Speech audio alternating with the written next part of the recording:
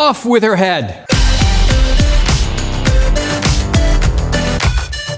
Now, you know, sometimes when you've got images with two people in it and one person's great, but the other not so much, and you just wish you could mix and match. Well, that's what we're gonna do today. I do this all the time, and I thought, you know what? I'm gonna show you how to do that. My name is Alec Watson. I'm a director of photography and the owner of Your Visual Brand. I'm working in ACDSee Ultimate 2021, and we're gonna take two images here. One was shot for a magazine, and the other one was actually just a behind the scenes shot that they liked, and the client was just like, hey, any chance we could composite something so we could make this image usable? And I was just like, of course, the answer is always yes. So here we go. We're gonna take these two images. We're going to load them into what's called a stack. And I could drag and drop them. It just happens to be that that is the shortcut to take two images into the edit suite. And there they go. So this image, here's the issue. I was actually filming this day. I just happened to have my camera. I went click, and this was the image that I got. And we're not loving the shot of Sarah. It's a good shot of Sarah, but it turned out that as a behind the scenes snapshot, this is a totally usable image by replacing. So what we're gonna do is we're gonna take this image here, we're gonna put it on top. Let's go ahead and drag her down here. There she is. This was shot for a different cover. And we're gonna take our face from this cover and put it on this behind the scenes shot to composite and make a great image. So what we'll do is we'll fill this up. Now with my top layer, I like to turn the opacity down to 50%. And my idea here is that this is where I size the images. So if I get these lined up pretty close to size at this point, that will make everything kind of work better. There we go. We're just going to overlay the image over the top just like that. Turn that back to 100%. We will commit that. And then we're going to turn this into a mask layer. We've turned a mask on.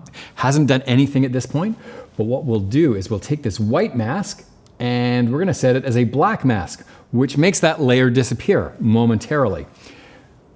Taking a paintbrush and painting white at 100%, and we're just going to do this with a small soft brush, not quite that soft. There we go. We go a soft edged brush, and we're going to paint through her other face. It's going to look weird for a minute. There we go.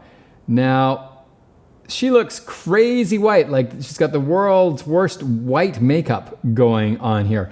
And what is actually happening, of course, is that this other shot had a very different exposure. This one's a behind the scenes video shot, and the other one's a production glamour shot. They have different lighting, but we can match them. And that's why I chose this one, because very often you're probably gonna come across this situation where you've got an image, where you've taken multiple images of people and they're shot at the same time, which makes it really easy. This one could seem impossible. So that's why I chose it, because I thought, you know what, I'm gonna show you something that seems impossible, but we're gonna show you how it's not.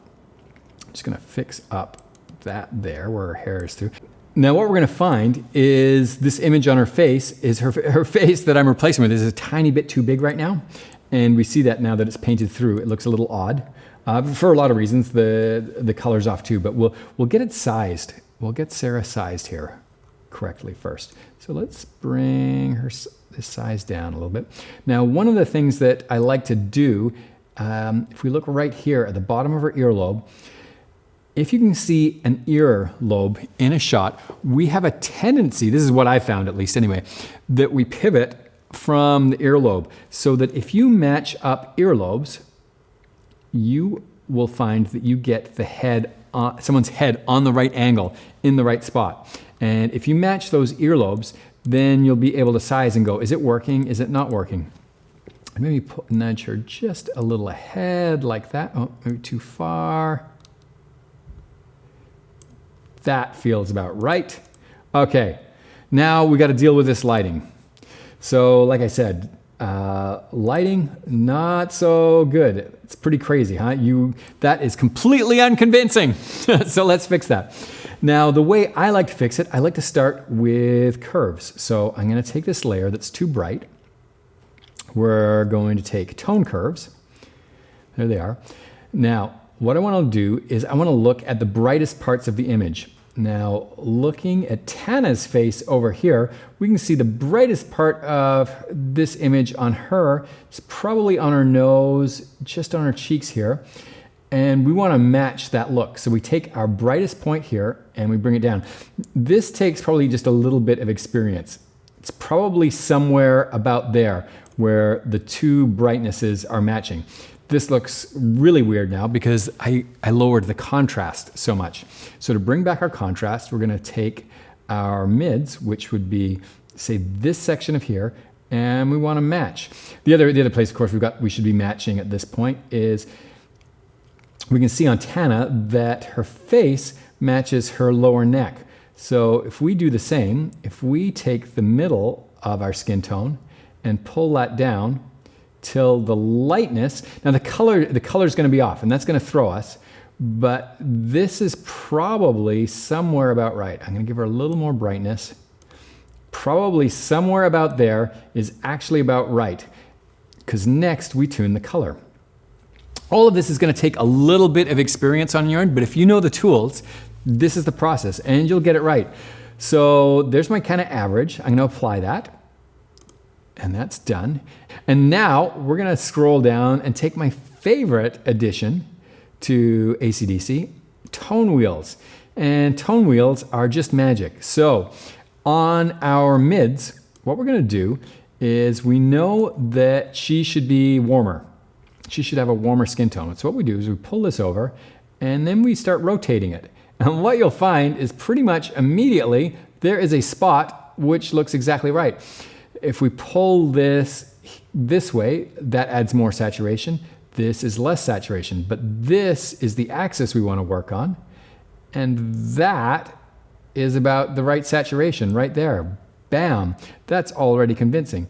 We'll probably do that with our lights as well. So it'll be on the same axis. We'll pull it too much. We'll move it around somewhere there and then dial it back. And our shadows, generally we don't have to do much in the shadows. We'll move them around. Seems like the shadows should be a tiny bit warmer. We'll dial that back. There we go. I would say that Sarah is a match for Sarah's skin in the same way that Tana is a match for her own skin. Because we don't want to match Sarah's skin tone to Tana's skin tone because they clearly have different skin tones. We want to look at Sarah's skin tone and go, are we matched? And I would say the answer is yes. I would never know that her face from that image did not come from that image. That's a really solid head replacement. You're probably not going to come across something as difficult to do as that one, but that's the approach. So what I do, I bring in my two images, I lay one over the top, I size it, make a black mask, and then paint their new face through. Then if I have to add contrast, contrast comes first, color comes second with the tone wheels. That's the process. You'd be amazed at how great you can do face replacements this way. And of course, you can do hair replacements, arm replacements. This is kind of the basis for all sorts of retouching. If you got something out of this, go ahead and click like. We're doing videos like this all the time. Please subscribe if you want to see more. If you've got questions, throw them down below. I'm monitoring that, and I am happy to ask questions. I am actually here for you. ACDSee brings me in to show stuff, and it's a pleasure to do that because me getting to do this, when you go out and take photos, share them around, makes the world a little better and more beautiful place. So get out there, take some photos, and feel free to cut off people's heads and replace them with new ones.